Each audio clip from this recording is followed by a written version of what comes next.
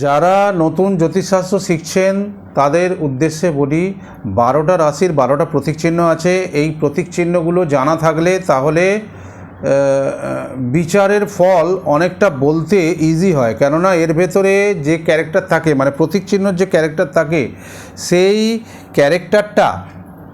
ক্যারেক্টারটা কিন্তু এই রাশির ভেতরে থাকে। তাহলে কন্যা হচ্ছে, ইংরাজি নাম হচ্ছে ভার্গ। হ্যাঁ, ভাসমান নৌকার ওপরে একটি কুমারী মেয়ে, যার এক হাতে প্রদীপ, অন্য হাতে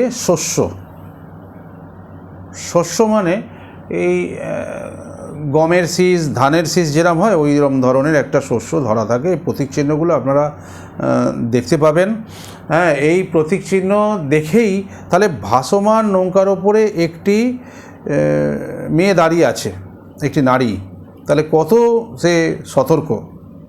হ্যাঁ, তো এই সিম্বল দেখেই অনেকটা ক্যারেক্টারগুলো বুঝতে পারা যাবে। এইটা আমি 3 নম্বর বই 58 নম্বর পাতা থেকে পড়াচ্ছি। এই যে এডিএন পদ্ধতিতে ভাগ্য বিচার, প্রথম খণ্ড, লেখকের 3 নম্বর বই, দেবসূর্য পাবলিকেশন থেকে প্রকাশিত হয়। বইটা কালেক্ট করলে 58 নম্বর পেজে ডিটেলসগুলো পেয়ে যাবেন। নমস্কার, সপরিবারে ভালো থাকুন।